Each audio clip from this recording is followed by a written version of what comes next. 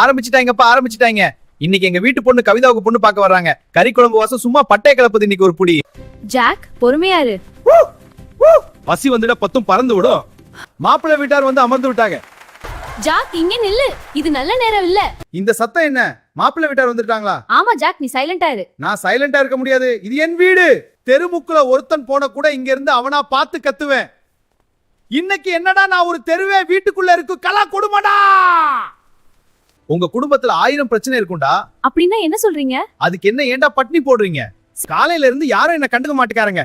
இந்த மூளைக்கும் அந்த மூளைக்கும் நடந்து போயிட்டே இருக்காங்க. என்னடா இது? எங்க போறாங்க எங்க வராங்கன்னு தெரியலையே. என் வயித்துக்குள்ள மிக்ஸி கிரைண்டர் எல்லாம் ஓடுதே கடகடன்னு. ஆனா எங்க வீட்டுக்கார கணேசன் போடுற சீனை பார்த்தா ஏதோ வெள்ள மாளிகைக்கே விருந்து வைக்கிற மாதிரி பந்தா பண்றாரு. யோ எஜமானே, முதல்ல அந்த கிழிஞ்ச சோபாவை தையல் போடியா. அட யாருடா இந்த நாயை அவுத்து விட்டுச்சு? பேசாம போறியா இல்ல உத்தோடைய புடிச்சு கடிச்சு வைக்கட்டுமா?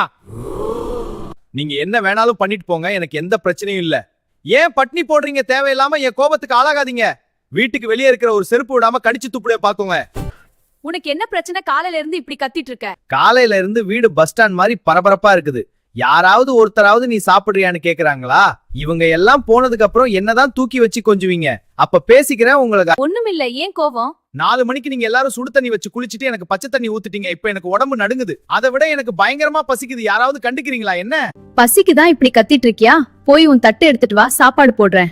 இது என்ன கொடுமடா? எல்லாருக்கும் இலையில தானே சாப்பாடு போடுறீங்க. இன்னைக்கு எனக்கும் இலையில சாப்பாடு போடுங்க. தட்டு நக்கி நக்கி நாக்கே வறண்டு டைல்ஸ்க்கு இந்த மாதிரி வளவலன்னு போயிருச்சு. அடடா, சரி சரி, இலையில தான் போடுறோம். இன்னைக்கு மட்டும் எனக்கு இலையில சாப்பாடு போடலன்னா அவ்வளவுதான். அப்புறம் உன் செருப்பை தேடினாலும் கிடைக்காது, சொல்லிப்புட்டேன். ஸ்பெஷல் கறி குழம்பா? ஜாக், என்னாச்சு உனக்கு? பாருங்க, இந்த மலை மாதிரி சோறு, இந்த குழம்பு. கறி குழம்பு வாசம் வந்துச்சு. தட்டுல பருப்பு சோறு கொண்டு வந்து காட்டுற. இதை எவன்டா தின்னுவான்? எவன்டா இந்த பருப்பு குழம்பு கண்டுபிடிச்சா அவனை முத கடிச்சு கொதறணும். எனக்கு சோறு வேணாம், ஒண்ணு வேணாம், ஆளை விடுங்கடா சாமி. பருப்பு சோறு தின்றதுக்கு பட்னியா கடந்து சாகலாம். நான் வீட்டை விட்டு ஓடி போறேன். தயவு செய்து யாரும் தேடி வராதீங்க. நீங்க எவ்வளவு கஞ்சினாலும் எனக்கு பருப்பு குழம்புல சோறு வேணாம், எனக்கு கறி சோறு தான் வேணும். பக்கத்து வீட்டுல என் ஃப்ரெண்ட் இருக்கா, அவன் வீட்டுல சாப்பிட போறேன். விட்டுருங்க என்ன. ஓகே பாய், நான் போறேன். டாடா.